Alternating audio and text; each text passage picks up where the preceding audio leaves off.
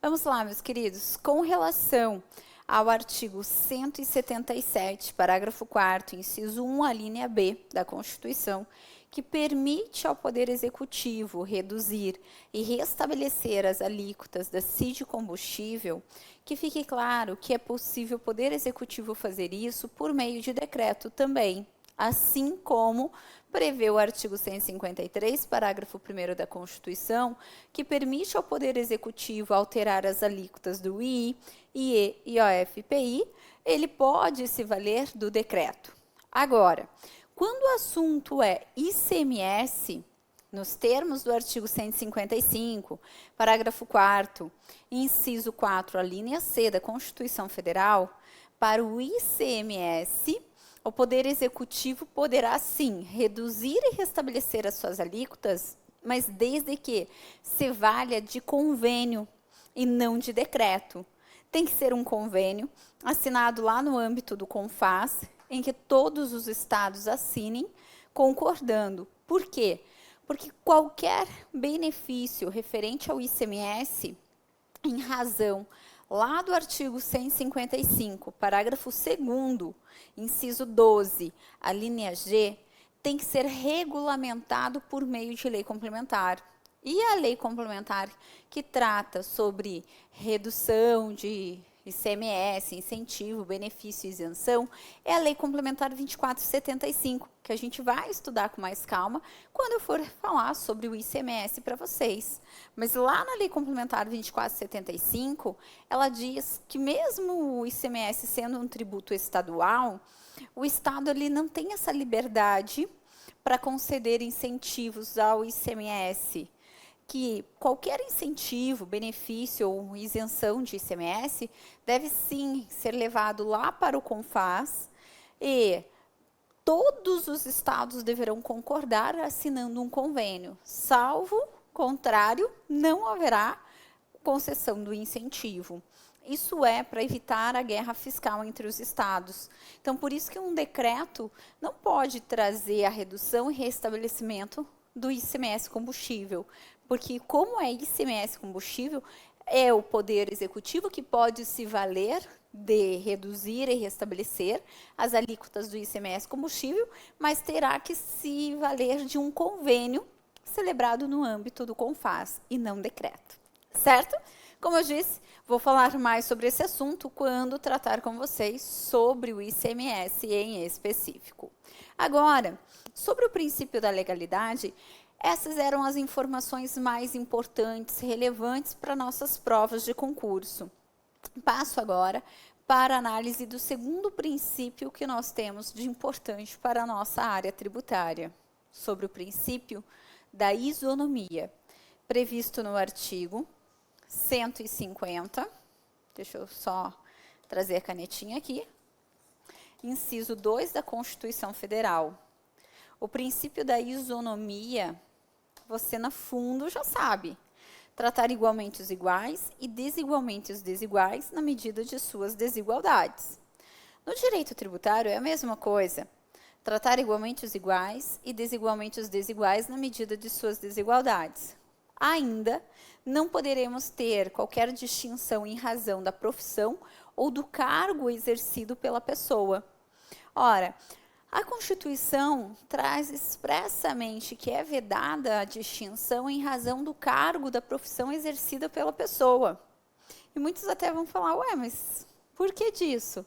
No passado, pasmem, mas funcionários públicos ingressaram com uma ação requerendo a isenção do IPTU, sob a alegação de que eles eram funcionários públicos e não deveriam pagar o IPTU. Com todo o meu respeito, por favor, aos funcionários públicos. Mas por que é que os funcionários públicos não pagariam IPTU e nós, da iniciativa privada, teríamos que pagar? Então, o Supremo mesmo falou, não, isonomia. Eu não posso ter distinção na tributação em razão do cargo, da profissão exercida pela pessoa. Então, claro que isso seria indevido realmente. Quanto à isonomia, guarde, não tem nenhuma exceção. Como não tem nenhuma exceção, é até mais difícil ser cobrado em provas de concurso, porque não tem exceção. Quando cai isonomia, geralmente tem sido cobrado o seu próprio conceito.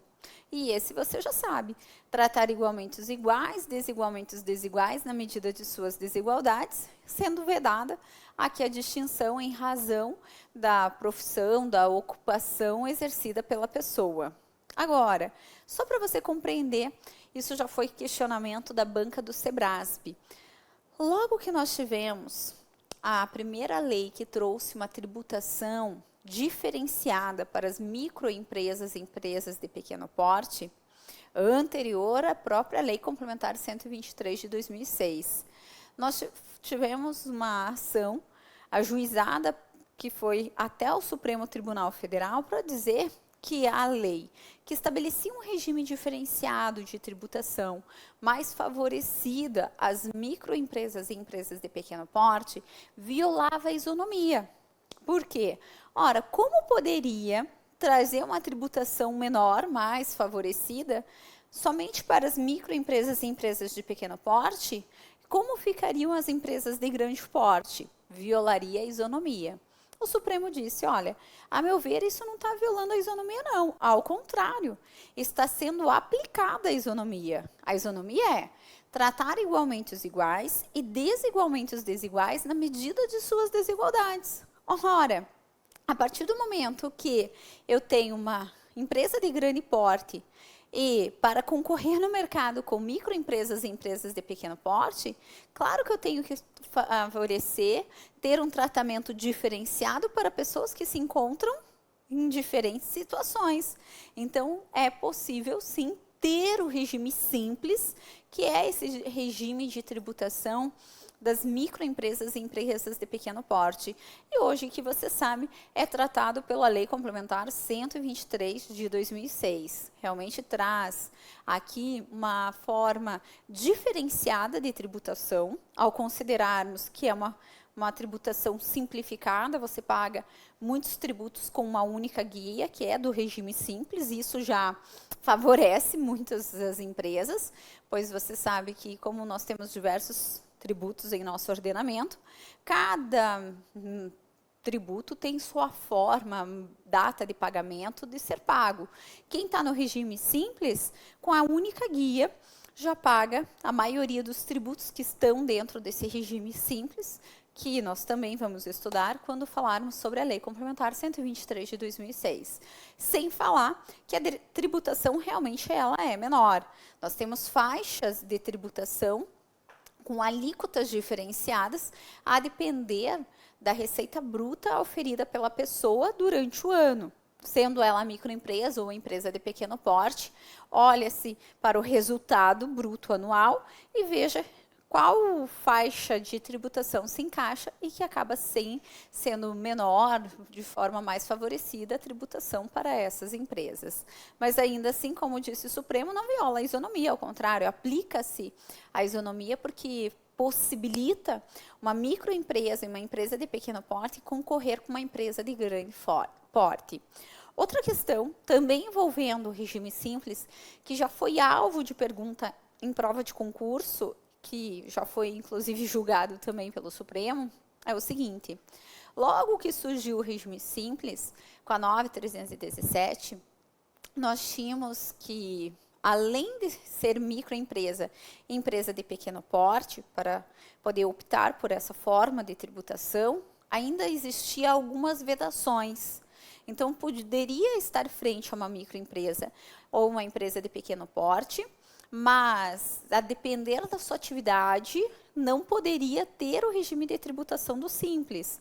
A exemplo, o que acontecia no passado com as atividades intelectuais. Essas atividades intelectuais, artísticas, culturais, por mais que a pessoa estivesse enquadrada como uma microempresa ou empresa de pequeno porte, a legislação não autorizava a tributação pelo regime simples. E isso foi alvo de discussão para dizer, agora sim fere a isonomia, porque eu vou tratar diferentes pessoas que se encontram na mesma situação. Ambas são microempresas, mas uma desenvolve atividade artística, cultural, científica, não vai poder se valer dessa forma de tributação mais favorecida para o contribuinte. Fere ou não fere a isonomia? O Supremo também analisou a questão e disse, não, não fere a isonomia. Por quê? O regime de tributação do Simples, essa aqui, possibilita uma tributação menor para microempresa e empresa de pequeno porte, é justamente para permitir que essas empresas possam concorrer no mercado com grandes empresas. O fato da pessoa desenvolver uma atividade cultural, científica ou artística, independentemente dela ser uma empresa de grande porte ou microempresa ou EPP, ela será contratada pela sua atividade. Veja no caso do advogado. O advogado exerce uma atividade intelectual. Ele não podia ser tributado pelo Simples em razão dessa vedação. E foi levado para o Supremo para dizer isso fere a isonomia.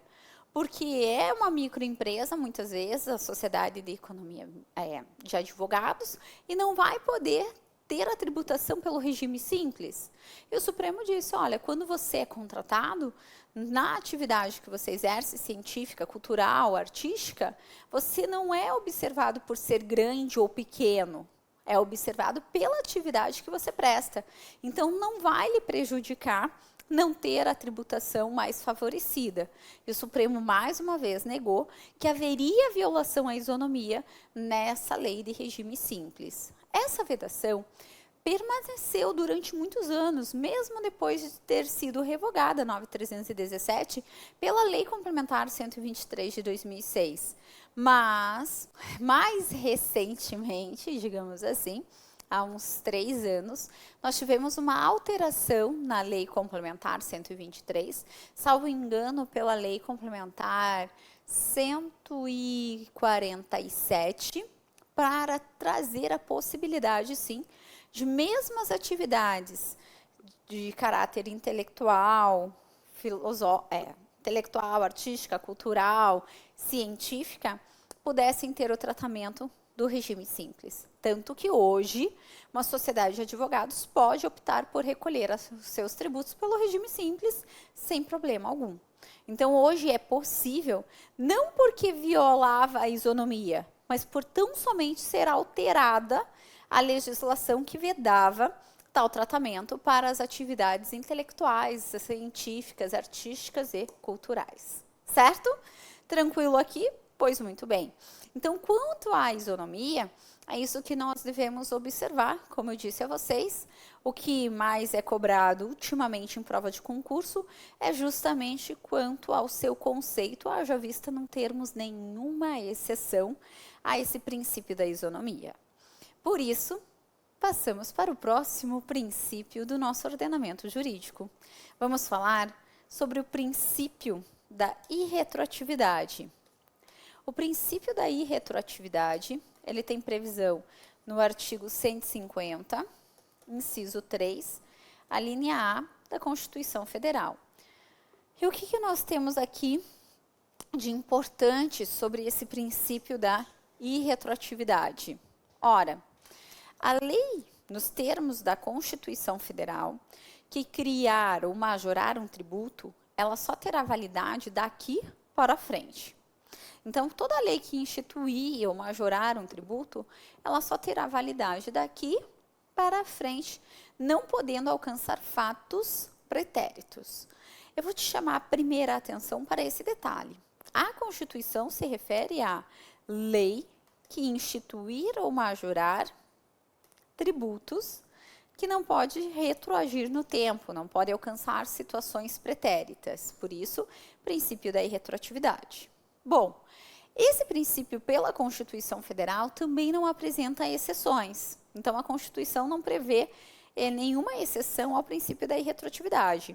Porém, o CTN prevê 3 exceções. Há 3 possibilidades da lei tributária retroagir, segundo o nosso CTN. A primeira possibilidade, vamos juntos, prevista no artigo 106, inciso 1 do Código Tributário Nacional, o que nós temos é que, tratando-se de uma lei expressamente interpretativa, desde que não culmine penalidade, essa lei poderá retroagir. Já te explico. Então, a primeira possibilidade da lei tributária é retroagir, tratando-se de uma lei expressamente interpretativa, desde que não combine penalidade. Penalidade em direito tributário, já comentamos, é multa. Agora, a primeira pergunta que se faz é, ô Josi, você acabou de dizer que como o princípio da irretroatividade tem previsão na Constituição Federal, e lá não se tem nenhuma exceção, poderia o CTN prever exceções? O Supremo Tribunal Federal já julgou essa situação e disse que não há problema algum ter exceções ao princípio da irretroatividade regidas pelo nosso CTN. Logo, essas exceções trazidas pelo CTN são válidas aos olhos do Supremo Tribunal Federal e, portanto, caem de monte nas provas de concurso. Agora sim. Mas o que seria essa lei expressamente interpretativa para que ela possa retroagir? A lei interpretativa é aquela que define o conceito e o alcance de uma lei anterior.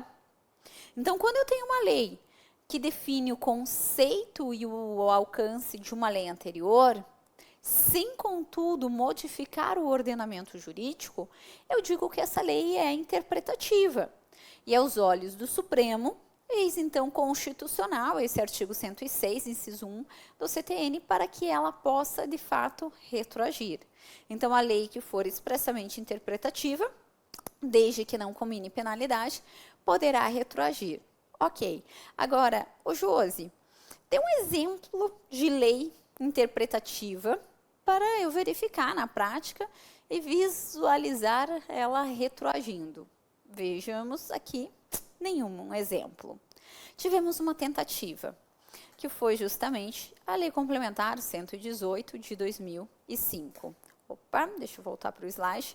A Lei Complementar 118 de 2005, em seu artigo 3º, dizia da seguinte forma: para fins de interpretação do artigo 168, inciso 1 do CTN, considerar-se-á extinto o crédito no momento do pagamento antecipado. O que eu preciso que você observe é isso. O artigo 3º dessa lei já iniciava dessa forma: para fins de interpretação. Ora, para fins de interpretação, então eu tenho aqui claramente um caso de uma lei expressamente interpretativa. Então, achei uma lei, Josi, que retroagiu. Não. Não por quê? Porque essa lei complementar 118, em seu artigo 3º, ao estabelecer para fins de interpretação do artigo 68, inciso 1 do CTN, vamos aplicar, compreender que a extinção do crédito ocorre na data do pagamento antecipado, ela, na verdade, ela não interpretou nada, não. Ela criou uma regra nova. E como ela criou uma regra nova, o Supremo Tribunal Federal, ao julgar o RE 56621, disse: ela não é interpretativa, coisa alguma. Ela não pode retroagir. Então, não se engane. Não é pelo fato de simplesmente estar escrito eu sou interpretativa, portanto, eu vou retroagir. Não é assim. O Supremo vai apreciar e vai verificar se realmente a lei é interpretativa. Porque uma lei interpretativa, ela vem apenas definindo o conceito e o alcance de uma lei anterior, sem mudar o ordenamento jurídico. A partir do momento que a lei muda o ordenamento jurídico, ela não é interpretativa. Ela é uma lei nova, e a lei nova só tem invalidade dali para frente, não pode ser aplicada para casos pretéritos. O que aconteceu com essa Lei Complementar 118 de 2005, que mudou o artigo 168, inciso 1, é que também iremos estudar com calma quando formos falar sobre ação de restituição. Mas só para você compreender, lá no passado, quando nós estávamos frente à restituição de um tributo sujeito ao lançamento por homologação, que nós também vamos estudar durante o nosso curso, que são aqueles tributos em que a lei já determina que o próprio contribuinte deve verificar que ocorreu o fato gerador, ele já calcula o tributo e já recolhe, e a autoridade só vem depois para ver se está tudo certo.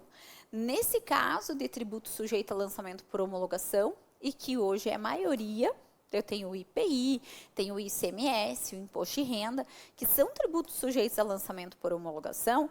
O que acontecia? Para esses casos, a lei, depois de uma análise jurisprudencial, compreendia-se que o prazo para restituir esses tributos era de 10 anos. E, com a Lei Complementar 118 de 2005, o prazo foi reduzido para 5 anos. Como assim, Josi? É porque, olha só, lá no artigo, só para você compreender, lá no artigo 168, inciso 1 do CTN, nós temos o seguinte: prazo para restituir tributo pago indevidamente, 5 anos a contar da extinção do crédito tributário. Então, como o artigo 68, inciso 1 dizia, você tem até 5 anos para restituir o que você pagou indevidamente a contar da extinção do crédito tributário, nós tínhamos que realmente interpretar esse dispositivo, porque aqui não estava escrito, você tem 5 anos para restituir contados do pagamento. Está escrito, tanto que permanece até hoje, que são 5 anos a contar da extinção do crédito tributário. Ok. Aí a extinção do crédito tributário, ela tem com pagamento. Concorda comigo? Eu vou pagar um tributo. Exemplo, recebi o carnê de IPTU, vou pagar. Paguei esse carnê de IPTU, está extinto. Então, quando eu iria pedir a restituição de IPTU por eu ter pago indevidamente a maior, aí sim, já vinha na minha cabeça. Tenho 5 anos a contar da extinção, o que extinguiu foi o pagamento, então eu tenho 5 anos a contar do pagamento. Sim, mas o IPTU não é um tributo sujeito ao lançamento por homologação. O IPTU é o que nós temos de lançamento de ofício, em que a autoridade administrativa ela faz tudo sozinha e manda o carnê para você pagar. Aí você recebe na tua casa, se você paga exatamente a quantia ali prevista, você extingue aquele crédito tributário e está tudo pronto, está tudo resolvido. Ok. Agora, nos tributos sujeitos a lançamento por homologação, como é o próprio contribuinte que deve verificar que ele praticou o fato gerador, ele mesmo já calcula o tributo e ele já recolhe, de modo que a autoridade vem só depois para ver se está tudo certo, eu não posso dizer que o pagamento extingue o crédito tributário, não é? Porque se eu falo que o pagamento extingue o crédito tributário, se o contribuinte pagou a menor, eu digo, pagou, está extinto? A autoridade administrativa nunca mais na vida receberia a diferença. Então, nos tributos sujeitos a lançamento por homologação, o que a jurisprudência de mais de 30 anos pela frente tinha compreendido? Que nesses tributos sujeitos a lançamento por homologação, como primeiramente eu tinha que ter a extinção do crédito para até então ter 5 anos para restituir, o prazo para restituir era de 10 anos e não de 5 anos. Não entendi, Josi, ainda não entendi. Então, vamos lá. Vamos fazer aqui a situação do ICMS, tá? O ICMS é tributo sujeito a lançamento por homologação, como eu lhe disse. O comerciante, vou colocar o ICMS sendo recolhido pelo comerciante, quando ele realiza uma operação de circulação de mercadoria. Então, o comerciante, ele verifica que ele praticou esse fato gerador, ele vendeu a mercadoria, realizou uma operação de circulação de mercadoria, e como ele percebeu que praticou o fato gerador, o ICMS, por ser por homologação, ele mesmo calcula o tributo e já tem que recolher. Digamos que ele verificou que deveria recolher R$1.000. Pronto. Ele deveria recolher R$1.000 de ICMS, mas ele só recolheu R$100. Percebe que como ele só pagou 100, eu não posso dizer que no tributo sujeito ao lançamento por homologação é esses R$100 que extingue o crédito tributário, é o pagamento. Porque se eu falo que o pagamento extingue, estaria extinto esse crédito e a fazenda nunca mais na vida dela iria poder recolher esse restante, esses R$900. Então, nos tributos sujeitos a lançamento por homologação, nós temos que o que extingue o crédito tributário não é o pagamento. Diferentemente daqueles tributos que são sujeitos a lançamento de ofício ou mesmo por declaração, em que a fazenda manda o carnezinho, eu vou lá, pago, está extinto. Mas por homologação, eu, contribuinte, ao meu livre arbítrio, pago o valor que eu quero. Cabe à autoridade depois fazer essa fiscalização para ver se está tudo certo. E nós também vamos estudar que a autoridade tem um prazo para fazer isso. Tem um prazo de até 5 anos. Então, a autoridade administrativa tem um prazo de até 5 anos para ver se o que o contribuinte recolheu está certo ou não. Por quê? Passados esses 5 anos, a autoridade administrativa ela não mais poderá constituir esse crédito faltante, porque vai se operar o que nós chamamos de decadência tributária. Nós vamos estudar com muita calma isso ainda, tá? Eu já estou só no comecinho do curso, mas eu preciso que você compreenda, porque o meu lema não é decorar, é você compreender, certo? Então, veja, a fazenda, ela tem 5 anos para constituir o crédito. Então, nesse caso aqui, pegando esse exemplo, em que o contribuinte deveria ter recolhido R$1.000, mas recolheu só 100, como a fazenda tem 5 anos para constituir esse restante, esses R$900, se a fazenda não constituir dentro desse prazo de 5 anos, ocorre o que nós chamamos de decadência. Decadência é a perda do direito do fisco de constituir o crédito tributário. Então, veja, o fisco ele tem 5 anos para constituir o crédito. Se não constituir dentro desse prazo, nunca mais na vida poderá constituir. Ok. Por isso que o contribuinte recolhe o tributo por homologação e a autoridade tem até 5 anos para ver se está tudo certo. Passado esse prazo, ela não tem mais como constituir o crédito porque ocorreu a decadência. Esse exemplo que eu te dei foi justamente para dizer que o contribuinte pagou a menor e por isso que eu não posso afirmar que na modalidade de lançamento por homologação é o pagamento que extingue o crédito tributário. Mas ainda que estivesse feito o contribuinte o pagamento de forma correta, então vamos colocar que o contribuinte deveria recolher 1.000 e ele mesmo recolheu R$1.000, beleza. Mas, sendo por homologação, como eu lhe disse, eu não posso afirmar que o pagamento já extingue o crédito. Por quê? Porque a autoridade tem que fiscalizar, ela vai ter que ver se está tudo certo. Então, quando que eu considero extinto um crédito tributário sujeito ao lançamento por homologação? É com a própria homologação da autoridade administrativa. Então, é no momento que a autoridade diz, está tudo certo. E essa homologação pela autoridade, ela pode ser feita de 2 formas. Pode ser feita de forma expressa, realmente, ou tácita. Como que é a homologação expressa? É quando a autoridade vai até o contribuinte e diz, parabéns, você pagou corretamente.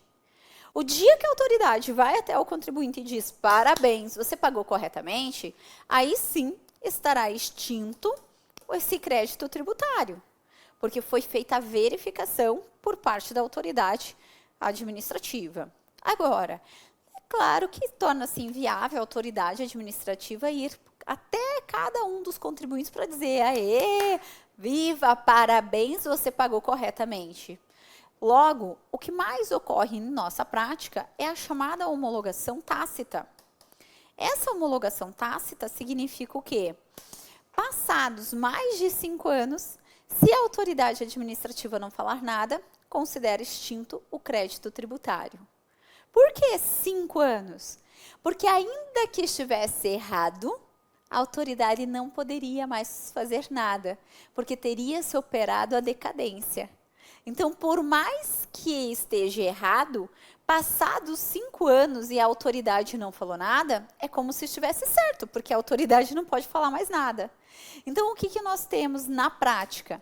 Que um tributo sujeito ao lançamento por homologação, ele só estará extinto quando? Quando eu tenho a homologação expressa ou tácita. Expressa é quando a autoridade diz para o contribuinte está certo, e a tácita é, passados 5 anos do pagamento, Não foi dito nada, então estará extinto, pois ainda que estivesse faltando algum valor, não poderia ser feito mais nada pela autoridade. E aí, considerando o artigo 68, inciso 1 do CTN, que diz: qual é o prazo que o contribuinte tem para restituir? 5 anos a contar da extinção do crédito tributário. Quando que o crédito tributário é extinto? Depende. Depende do quê? Do tributo. Se for um tributo sujeito a lançamento de ofício por declaração, eu tenho extinção com pagamento. Então, beleza. Eu olho para o artigo 68, inciso 1 do CTN e digo o quê? Se foi pago um tributo sujeito a lançamento de ofício por declaração, são 5 anos a contar do pagamento, porque é ali que extinguiu o crédito. Mas se é um tributo sujeito a lançamento por homologação, eu posso dizer que o contribuinte tinha 5 anos a contar do pagamento? Não, porque não é o pagamento que extingue o crédito no tributo sujeito a lançamento por homologação. E aí o que acontecia? Vem comigo, você vai entender a teoria que era aplicada no passado, da chamada 5+5, em que o contribuinte tinha até 10 anos para restituir um tributo que ele tinha pago a maior, sendo ele da modalidade por homologação, o que foi modificado pela Lei Complementar 118, que simplesmente fez isso, reduziu o prazo para 5 anos. E por isso que o Supremo disse, não é interpretativa coisa nenhuma, mudou o ordenamento, não pode retroagir. Fica aí, o último bloco, importante para você.